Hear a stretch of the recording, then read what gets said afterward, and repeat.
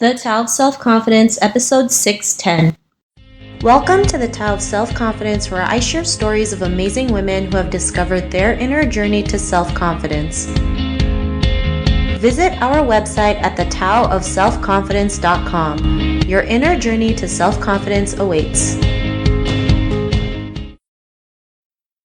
Well, hello friend. Welcome to the Tao of Self-Confidence, where I share stories of amazing women who have discovered their inner journey to self-confidence. I'm your host today, Sheena Yap Chan, and today I have a phenomenal lady on the show today. She is a former NASA scientist turned astropreneur, and I'm really excited to have her on and share her story with us today on self-confidence. So without further ado, I'm going to introduce you to Bidushi Bhattacharya. Bidushi, how are you today? Maybe you can fill in a little bit more by yourself to the listeners. Yeah, sure. Thanks for having me on today, Sheena. It's great to be here to share my story. I am an ex-NASA scientist. I worked on missions from the Hubble Space Telescope to the Mars Rovers to Galileo at Jupiter, and I am now doing space-related entrepreneurship, or astropreneurship as we call it. Been at this for about 4 years now. Awesome. Well, thanks for sharing that. And Bidushi, what's your cultural background?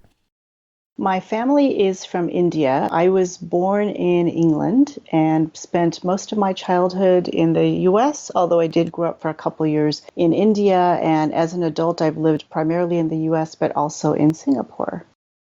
Awesome. Well, thanks for sharing that. And what would be your favorite self-confidence quote? I would say, a woman's place is in the House and in the Senate. I love that one. Thanks for sharing that great quote. And in your own words, how would you define self-confidence? I think the biggest thing is to do an assessment of your own self and to really understand what your strengths and weaknesses are in an objective way. Then when you have situations where people may doubt you, you are able to accurately fit in where you really are in the context of their doubts, and you usually come out ahead. Does that make sense? Yeah, totally. I love how you mentioned an assessment of your own self, because a lot of people don't really do that. They kind of don't really focus on who they are, and like you mentioned, their weaknesses and strengths and how it can help them versus especially with our weaknesses, we think they're always, it always doesn't help us, when we realize if we know what they are, it can also be our strength in the process. So I love that definition that you mentioned.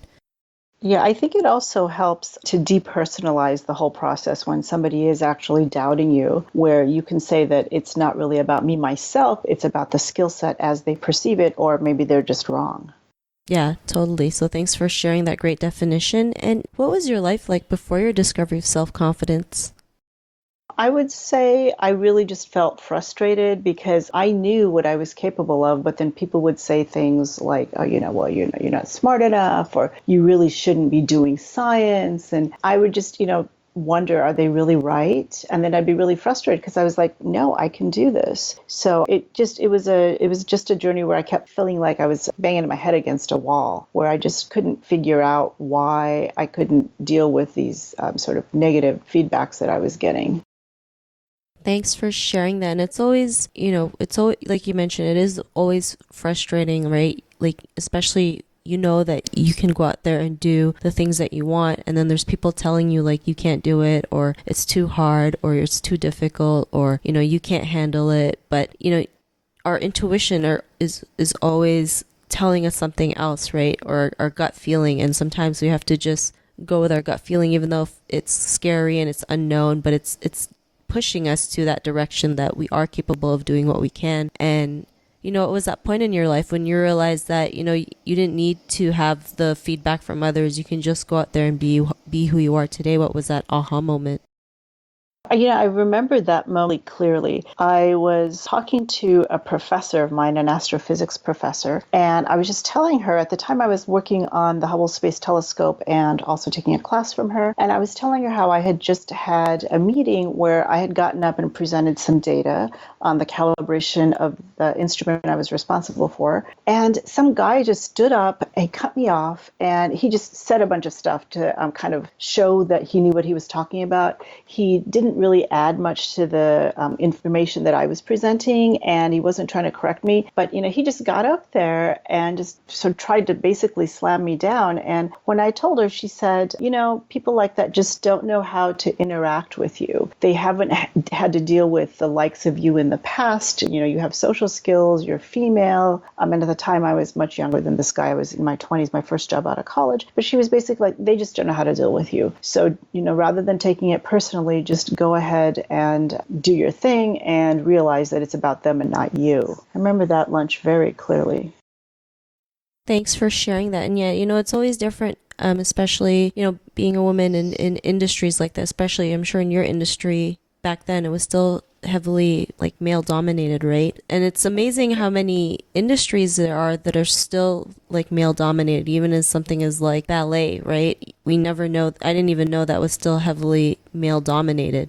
Thinking that it's a more feminine, thinking it's more female dominated. But yeah, I guess sometimes it's hard for a man to accept there's a woman out there who's, holding meetings, talking about, space and what your findings are. And yeah, like your professor mentioned, they just don't know how to handle it. And yeah, sometimes it's easier said than done to say not to take it personally, which is why it takes a lot of work to realize we have to let that notion go, right? Like, yeah, they're not used to it. We have to just keep pushing forward so that they do get used to it, right? So they can see us as, equals, right? They can see that we are capable of doing great things and, finding great things and, the research that you've presented. And because of the realization that you have, what's your life been like now?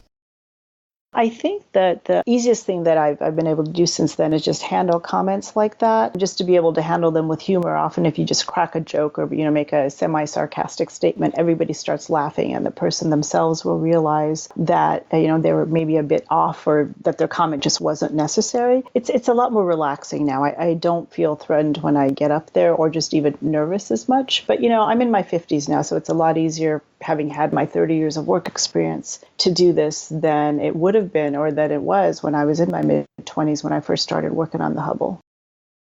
Thanks for sharing that. And to the woman who's listening to your episode, she may be in her own journey to self-confidence. What would be that one tip you would give to her? I think it's really important to look at your own strengths and weaknesses so that when somebody says something, you can objectively assess whether what they're saying is correct or not. So let's say that you do have weak presentation skills. If somebody says, I don't understand what you're saying, the way you're presenting it isn't clear, you could say that has to do with not me personally, but the way in which I'm presenting stuff. And I think that helps a lot. And the other thing is when you're talking to somebody, it's really important to understand their cultural beliefs and their value systems. So in the workplace, for example, if you're in science or technology, it's all about the information and about absolute accuracy. So if I say that a certain data had like an 85% correlation when it was actually 84.3%, there will be people out there in my field who will correct me on that. And I just need to know that and watch for it. And then, in an example like that, I would actually end up saying 84.3, not rounding it up to 85, because I know the audience would jump on it otherwise. So cultural context and then also just an assessment of yourself. Thanks for sharing those great tips. And, Bidushi, if our listeners wanted to get to know a little bit more about you and what you do and check out some of your work, is there any links or social media profiles we can connect with? I might suggest looking at my LinkedIn page. And then I have 3 startups that I'm running that are based out of Singapore, but, we're global. The best one to look at, I think, is for my company, Bhattacharya Space Enterprises. It's bse-space.com. And that'll give you an idea of what we're doing to build space workforce capacity through training and education on a global scale. Thanks for sharing that. And to our listeners, if you want to connect with Bidushi, you can also head on over to thetaoofselfconfidence.com and search for Bidushi's name. Her show notes will pop up along with everything else that we talked about. And I really just want to thank Bidushi for taking the time to share her tips and story with us on self-confidence. So thank you so much. Thank you for your time today. I appreciate the opportunity. Not a problem. It was really great having you on the show. And to our listeners, be on the lookout for another new episode of another amazing woman's journey to self-confidence, and we'll talk to you soon. Bye for now. Thank you for tuning in to another amazing episode of the Tao of Self-Confidence. Get your free self-talk tape for building self-confidence by visiting our website at thetaoofselfconfidence.com. Your inner journey to self-confidence awaits.